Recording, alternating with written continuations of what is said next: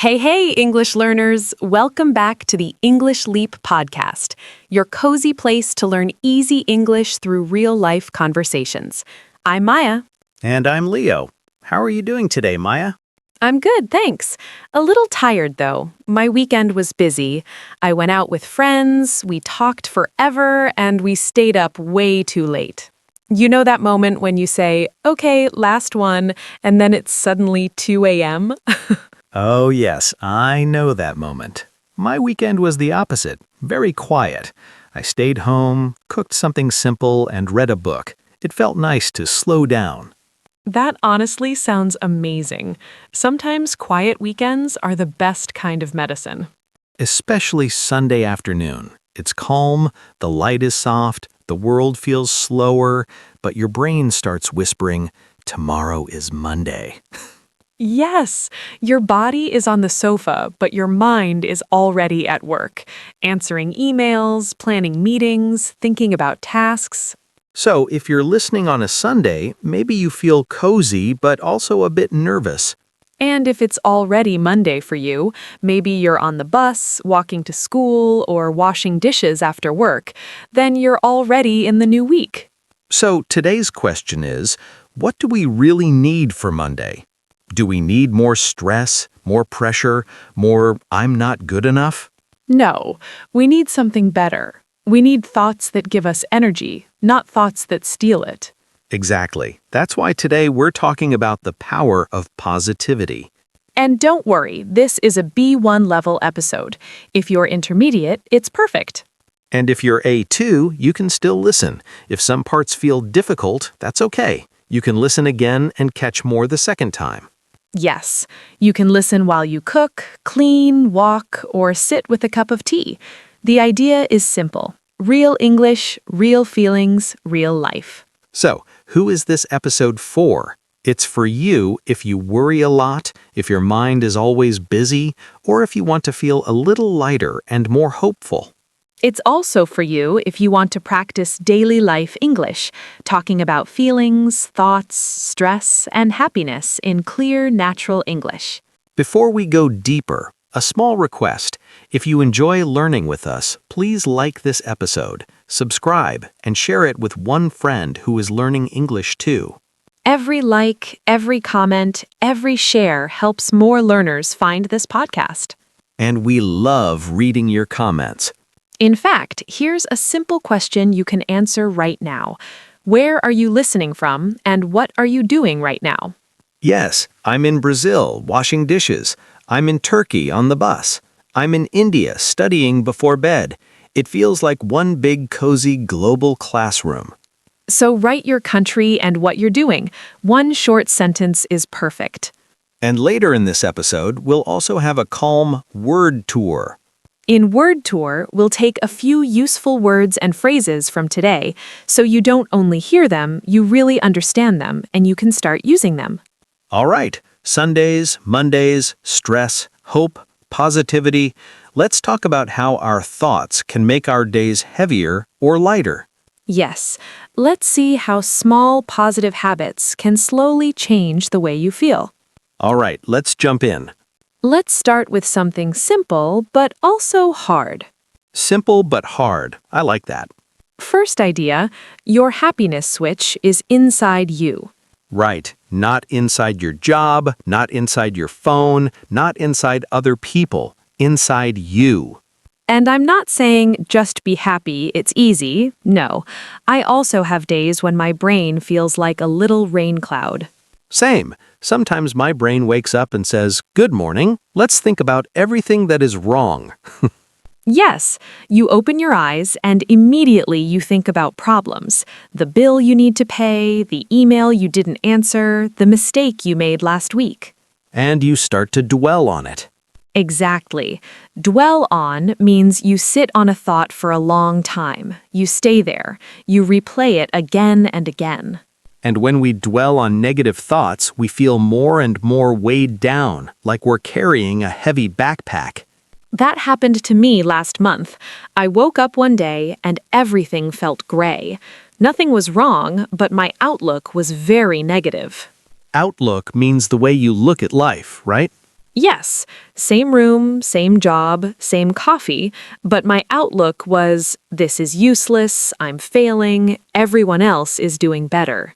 I know that voice. And I noticed something. I wasn't just listening to that voice, I was feeding it. I opened my phone and started reading bad news, negative comments, scary posts.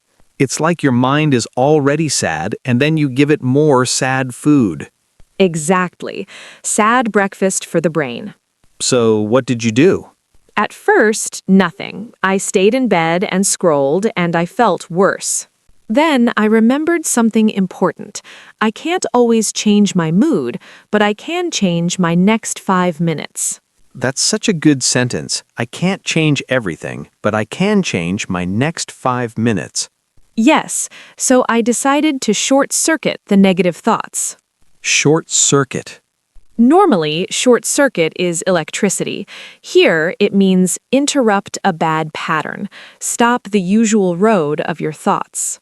So instead of going deeper into a dark tunnel, you change direction. Exactly. I put my phone down, got up, opened the window, and played one happy song. Just one. Nice. Then I made a simple breakfast and went for a 10-minute walk. That's it. No big life change, just 10 minutes. But it felt like I pressed a small reset button in my head. So your life didn't suddenly become perfect, but your energy changed. Yes, my problems were still there, but I didn't feel so heavy. It felt like I took off one small stone from my backpack. I love that image. Many people wait for big happiness, a new job, a big house, a perfect love story. But inner happiness often starts with a very small thing. Open the window, drink water, listen to music, send a kind message. It's like your mind is a garden. Yes, If you don't choose what to plant, weeds grow by themselves.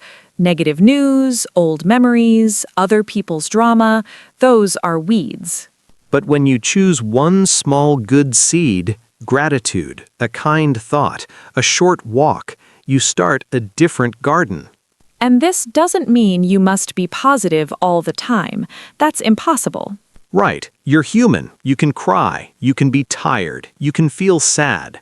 But even on a sad day, you still have this tiny switch. What is one small thing I can do that is kind to myself? Maybe it's opening your window and feeling the air, looking at the sky for 1 minute, making tea and taking 3 slow breaths, listening to a song that gives you hope. Or writing one simple sentence. Today I am grateful for, and finish it. You don't change your whole life in that moment, you change the direction of your thoughts. And when you repeat that day after day, your brain learns a new habit, a happiness habit.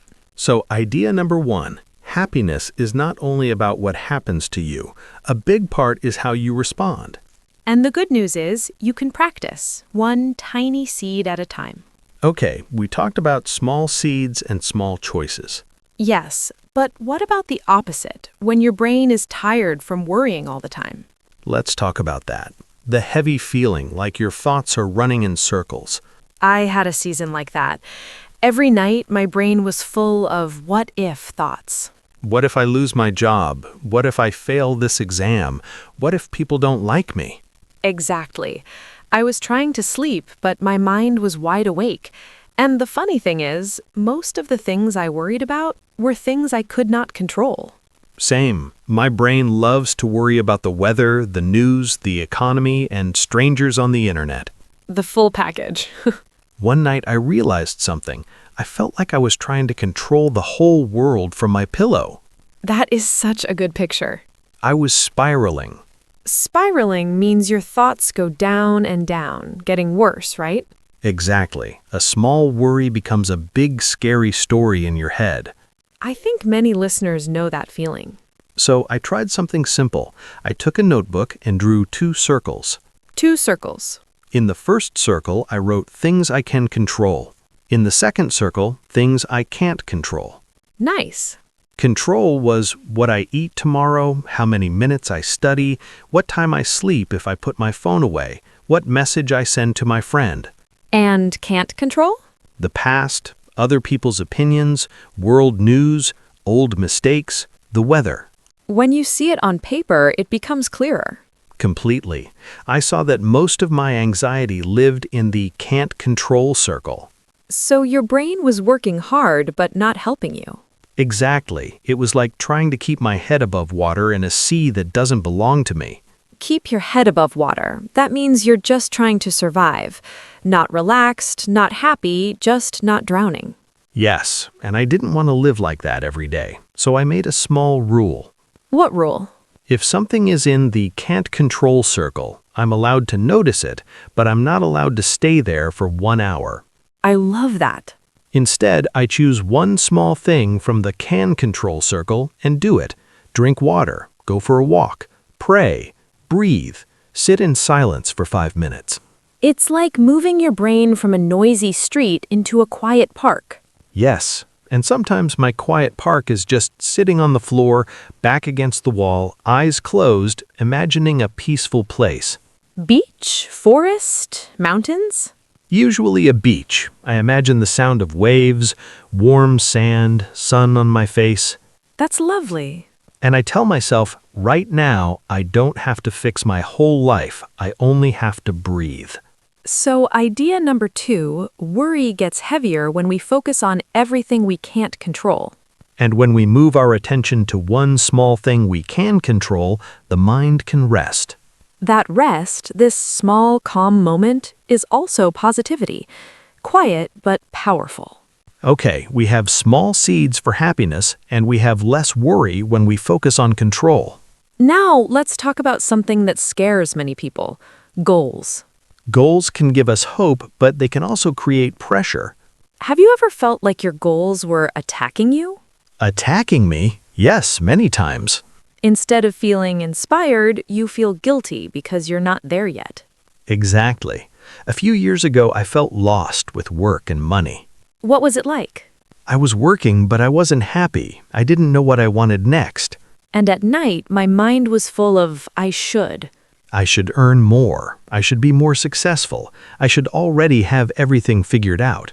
Yes, and I was on social media, seeing people my age buying houses, traveling, starting businesses. The classic, everyone is doing better than me feeling. The grass is greener feeling. The grass isn't always greener is a great idiom. It means other people's lives look better, but you don't see their problems. At that time, I forgot that. I only saw the green grass. My life felt like dry ground. That's very honest.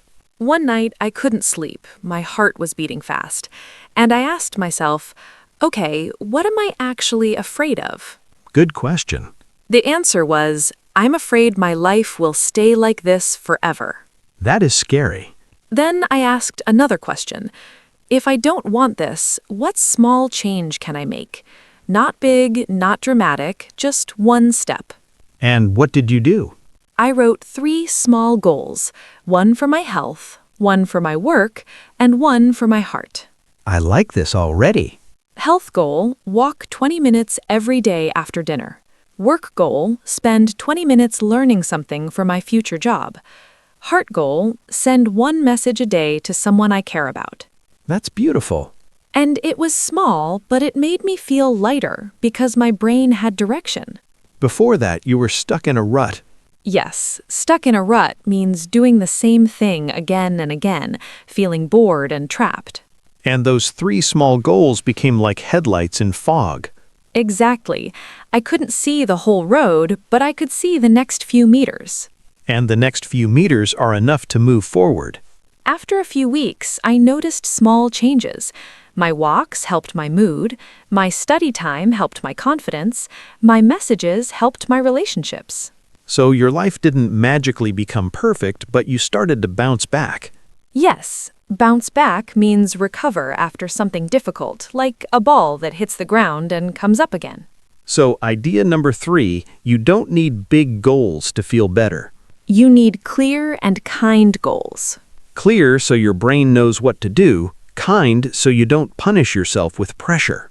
And now, sometimes even with good habits and goals, life still hurts. Yes, things go wrong, people leave, plans break. That's where our last idea comes in. What to do with pain and problems when you still want to move forward. Have you ever had a moment where your heart felt really heavy? Yes, a few years ago, I went through a breakup that hit me hard. I'm sorry. Thank you.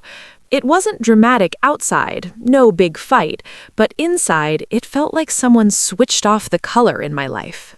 That's a strong image. For weeks, I didn't want to do anything.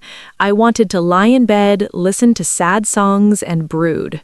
Brood means thinking about the same sad thing again and again, staying inside the sadness. Exactly. I replayed every conversation. What if I said this? What if I did that? Our brain loves that game. But after a while, I noticed something. The more I stayed in bed, the heavier I felt, like wearing wet clothes all day. That's so clear. One day, a friend called and said, "You can be sad, of course, but you also have to move. You don't have to run, just walk." Good friend. He invited me for coffee and a walk. I didn't want to go, but I went. And? And the walk didn't fix my heart, but it helped me breathe. That's important. And I learned when you have heartache, you can't just think your way out. You have to live your way through it. Live your way through it. I love that. Small actions, normal routine. Shower, eat, move. Talk to one safe person. So if you're in a painful season right now, breakup, loss, disappointment, it's okay to feel sad. It's okay to cry. But try not to live inside the pain 24 hours a day. Imagine pain like a heavy backpack. You may carry it for some time, but you don't have to sit on the floor and stop your life. You can walk slowly with it, and with time, it becomes lighter. And for problems in general, I have one simple practice. Tell us. When something feels confusing, I write one sentence. The problem is, and I finish it in one clear line. Not 20 lines, one line. Exactly. For example, the problem is I feel alone in this city. Or, the problem is I don't know how to pay this bill. And then? Then I write 3 small things I can try. Not magic, just 3 ideas. Like what? If the problem is loneliness, 1. Join one online English group this week. 2. Message an old friend. Can we talk this weekend? 3. Go to a public place, like a park or cafe, with a book, so I'm not alone at home all day. That's really practical. And I tell myself, I don't have to solve everything today. I just need to try one thing this week. So you move from I have a problem to I'm working through this problem.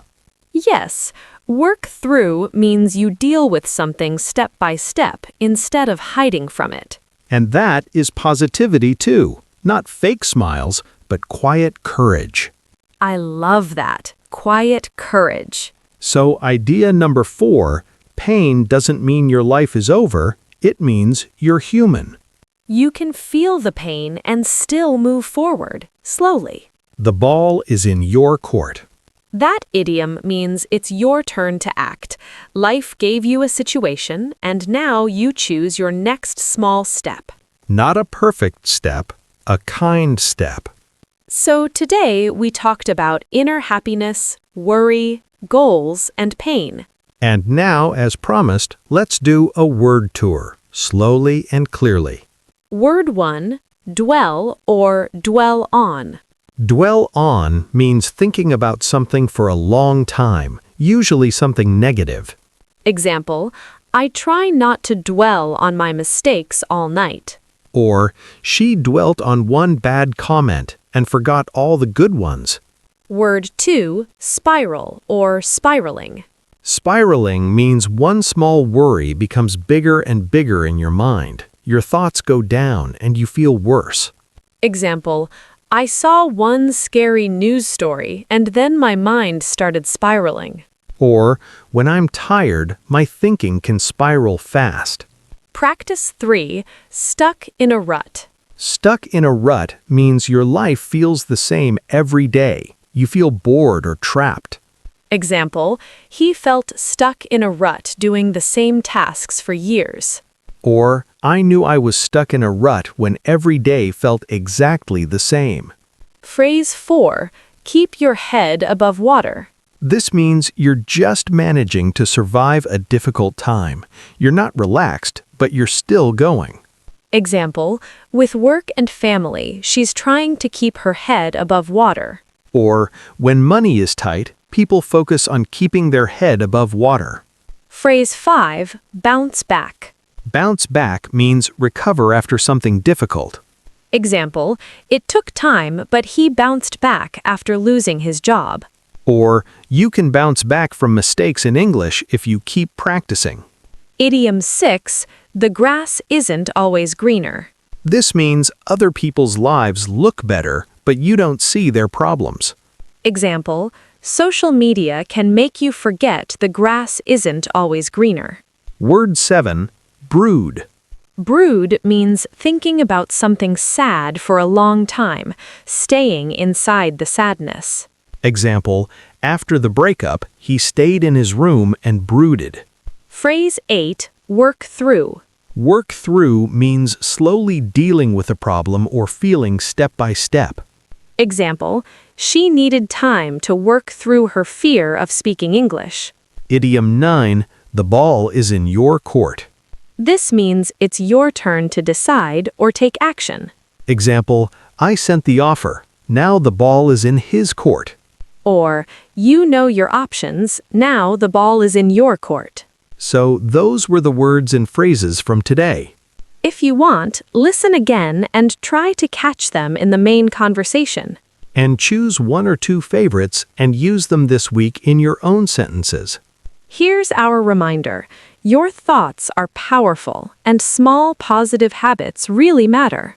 Even one tiny thing counts. One short walk, one calm breath, one kind thought about yourself. If you like, write in the comments, my small positive habit will be, and finish the sentence.